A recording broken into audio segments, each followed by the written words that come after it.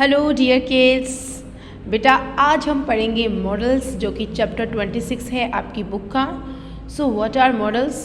सबसे पहले हम डेफिनेशन एक बार रीड करेंगे, मॉडल्स क्या हैं, then we will discuss some examples. So the auxiliary verb which is used to show certain meanings are called models.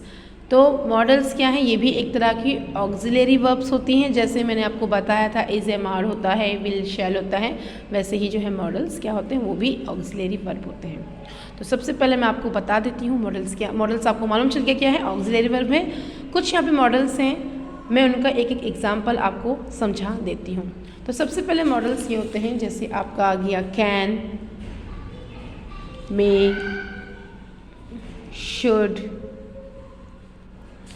इसके अलावा आपका मस्ट, ये आपके क्या हैं, मॉडल्स हैं। तो जो पहला और बेसिक रूल है मॉडल में, हमेशा जब भी हम किसी भी मॉडल का इस्तेमाल करते हैं, हमेशा हम उनके साथ वर्ब की फर्स्ट फॉर्म का ही इस्तेमाल करते हैं, वर्ब की किसी और फॉर्म का इस्तेमाल नहीं करेंगे। जैसे सबसे पहले है कैन। कैन का मतलब आप सबको पता है, ये आपकी एबिलिटी को दिखाता है। मैं गाना गा सकती हूँ, वो गाना गा सकता है। तो जैसे कि यहाँ पे लिखा है I can sing a song, मैं एक गाना गा सकती हूँ, मैं गाना गा सकती हूँ। तो यहाँ पे जो है कैन का इस्तेमाल क्या है, और सिंग जो है वर्ब की फर्स्ट फॉर्म है।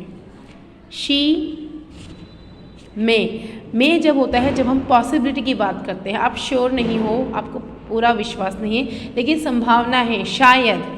शी मे गो होम, शायद वो घर जाए, शी मे गो होम। इस तरीके से मे का इस्तेमाल करते हैं। मे का इस्तेमाल हम परमिशन के लिए भी करते हैं, जैसे कि आप बोलते ही हो may I come in ma'am, may I drink water, may I go to washroom.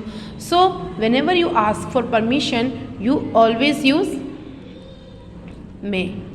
और दूसरा जो यूज़ है, जब आप पॉसिबिलिटी करते हैं कि शायद वो घर जाएगी, शी मे गो होम। तो यहाँ पे आप सोचोगे कि शायद वो घर जाएगी, तो ये तो एक फ्यूचर टेंस है। नहीं बेटा, मॉडल्स का इस्तेमाल हम अपने जो सेंटेंस हैं उनको ज़्यादा एक्सप्रेसिव बनाने के लिए मॉडल्स का इस्तेमाल करते हैं। शुड मैंने आपको बताया था, हमेशा जब हम एडवाइस देते हैं तब हम शुड का इस्तेमाल करते हैं। जैसे कि you should eat healthy food, you should eat healthy food, तुम्हें हेल्थी फूड ही खाना चाहिए, ये वर्ड आप सुन रहे हो, चाहिए। तो वहाँ पर हेल्थी, वहाँ पे शुड का इस्तेमाल करते हैं जहाँ पे आप कोई एडवाइस दे रहे हो। मस्ट एडवाइस नहीं होती है, यहाँ पे ऑब्लिगेशन होता है कि ये काम आपको करना ही।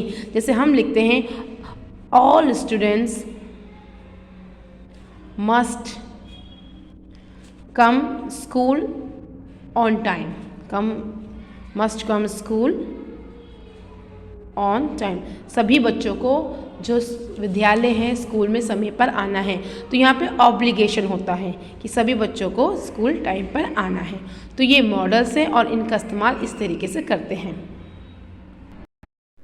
तो बेटा अगला है आपका कुड का जो इस्तेमाल है ये परमिशन के लिए भी किया जाता है, और जो कुड है कैन से ज़्यादा पोलाइट वर्ड होता है।